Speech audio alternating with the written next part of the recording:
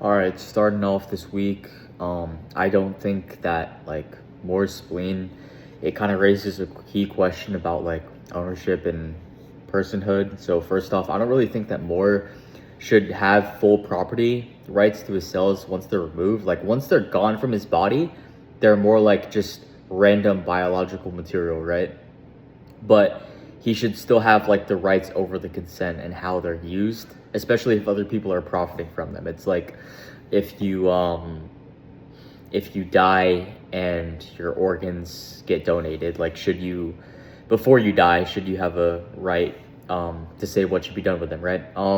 Secondly, removable body parts are more like thought of objects but not like normal objects, so even after removal they're still like part of someone, so they should have those ethical limits that normal objects don't, right? So I mean, if doctors like sequence and like look at our genetic code, we should have like rights over the information, like whether that's control, access, or privacy.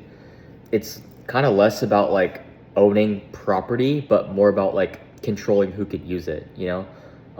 I mean, the fact that computers are like required to produce the sequence kind of like weakens this idea that it's like purely yours as property because it's partially created through technology. So that reinforces the idea that privacy, not property, is the better framework for that type of argument.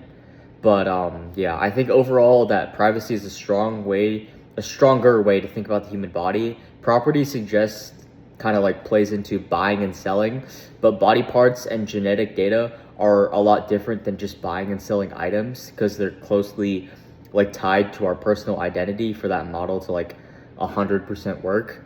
And going into Turing's ideas, I don't think that passing the challenge alone is enough to prove like intelligence. Intelligence is kind of like graded through a lot of things. We could say like, for example, in our society, the IQ system isn't 100% indicative of being smart or dumb per se. A system could produce like complex or creative resources without actually understanding like anything. So like something similar to that is the imitation game, which is kind of more useful, but it's also limited. And it shows like whether a machine can behave like a human in a conversation, but it doesn't prove like actual comprehension or understanding or consciousness. So like it's a good starting point, but not a complete test of intelligence, since intelligence is so many like facets of different things rather than just like being limited to just pattern recognition or something. Thank you all, y'all.